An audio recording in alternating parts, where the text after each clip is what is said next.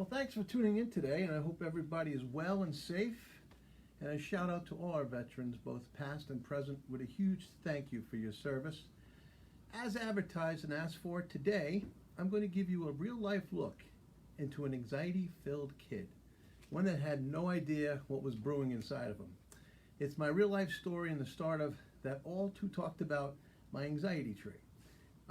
And please keep the questions coming. I'll do my best to not only answer them through Messenger or text, but also do Facebook Live events on topics that you guys asked for. For example, next week, I'm going to be talking about an agoraphobic in flight, fighting, winning, and losing the fear battle in airplanes.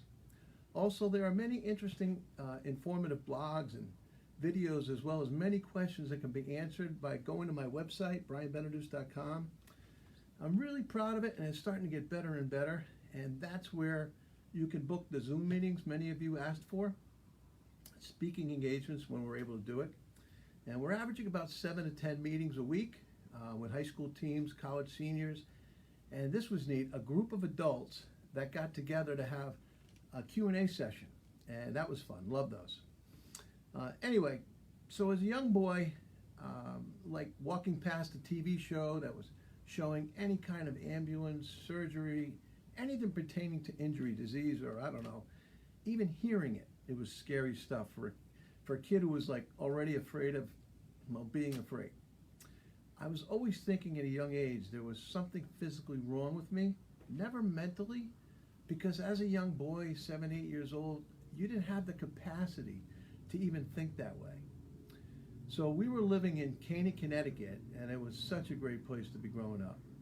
Besides all the acreage we had in our backyard for baseball games, wiffle ball, football games, we had Canaan Mountain right behind our house, and a perfect spot for a 10, 11-year-old kid. We did go-karts and mini bike trails, forts, everything you could imagine. So at this point, in the summer, I had breakfast. I left all day, either by myself or find a few buddies, and we went into the woods. Because it was not only fun, but I also think because I wanted to keep occupied so I wouldn't think scary things. Again, it was only physical. And we never thought about bears or coyotes or danger like that. We were just living in the moment. We were present. Until I was alone with my thoughts and there were no distractions, and that's when it sucked. So I talk about how I hated sleepovers, and a few in particular come to mind. I'm over my buddy's Alan Finney's house, and of course we're playing, and his mom invited me to stay over, and I hated those words. But of course I'm not going to say no in front of my friends, so we had a blast until it was dinner time because I knew it was coming. I do remember her making a mean shepherd's pie, and I loved it, so that part was great. We were in our sleeping bags on the floor laughing and giggling until I saw him yawn. And I remember saying, oh crap. Now here I was, 11, 12 years old, and I remember that as clear as day, or actually night. I can remember what the house smelled like. And it's funny, as I mentioned in previous videos, I don't remember things like, I should remember like people's names or cousins' names or addresses. But I think because of my anxiety, it heightened the senses, smell, sound, sight, touch. Maybe it's the fight or flight response, I don't know. But that's why telling these stories I can remember so vividly. I can remember what those sleeping bags felt like, even the smell of the laundry detergent that his mom used. But most of all, I remember my heart beating in my ears and having to rock my head back and forth to try and just forget about it. Also keeping my eyes open in case Alan woke up and saw me, he would think I was a nut job. So needless to say, I didn't sleep at all, during sleepovers until dawn when the sun came up, and then I would close my eyes and be able to sleep. At night, I'd focus on something ever so small, like a light coming through a blind, or like, I don't know, it's like the street lights coming through or the clock in the oven. Now, each friend, each house was different, and consistently swallowing and feeling my throat muscles so my throat wouldn't close. Great times, these sleepovers. We used to belong to, I think it was called the Canaan, Connecticut Community Swim Club. And believe me, everybody knows everybody in Canaan. So much so, if you got in trouble At all in school, there was a bench that you had to go sit on in the middle of the hallway. Now, for a kid, it's kind of cool because it's a sign of coolness you got some sort of trouble. But like if the gym teacher, Mrs. DeProdicini, saw me, and don't ask me how I remember her name, she'd give me a wink because she was a friend of my mom's. And by the time I got home, my mom knew all about it. Anyway, I bring this up because, again, never wanting to show weakness in front of my friends, or should I say weirdness at the time. Back to the swim club. Every once in a while, they had sleepovers at night in the front lawn, and everybody would do it. There's no way I could get out of it. So you can imagine having all your friends in one spot where if you show anything, the whole community gonna know about it. And I stayed awake the whole night, and I worried that I would hyperventilate or do absolutely something stupid because I'd be in front of my friends. The chaperones were there, and they took turns staying awake, and I remember faking sleeping because they were only teenagers. And as we know, they could be real bad at, starting rumors. I remember them smoking cigarettes like 3 o'clock in the morning, and I will tell you, I still remember the smell of the cigarettes, and I actually thought they were cool at the time. So at dawn, waking up on that wet summer grass and breakfast of powdered donuts, and then swimming and playing and having a blast with my friends, forgetting about the whole night. And then there was a time my buddy Tommy Manassi, he had this trailer in the back of his house. He also had tons of property. Everybody really did in Canaan, acres and acres. Anyway, Tom's parents, they were divorced, and she had this camper. It was a silver aluminum camper, had no wheels on it, and it was full of this green moss. And it was in his backyard, and that was our personal fort. It was great during the day, but with sleepovers, we could have more kids in there, like more friends.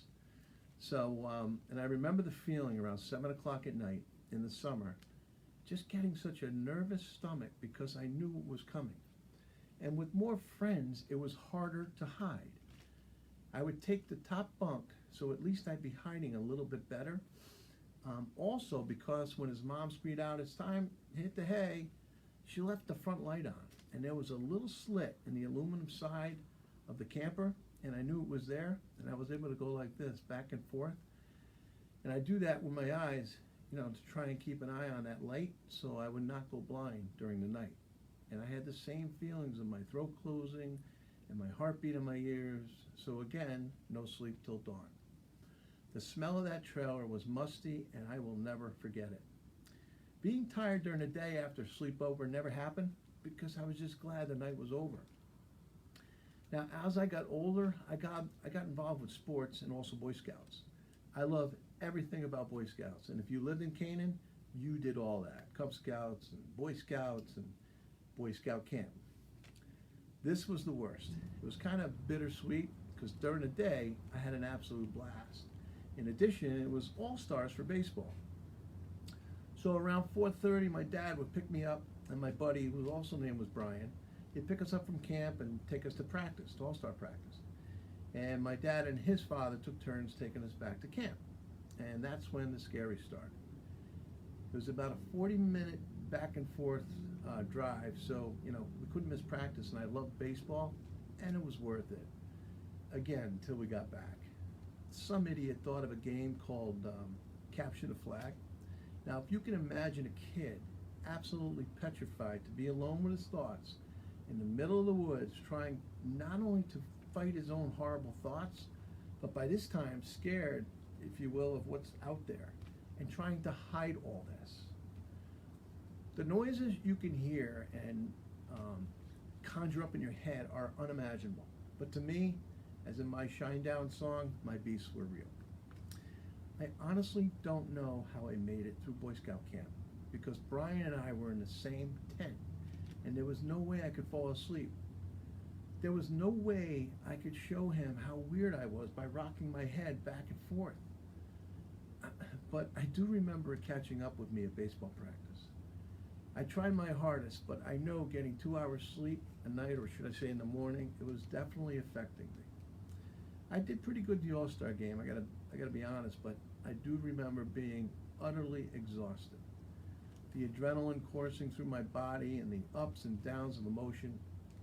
It was exhausting, to say the least.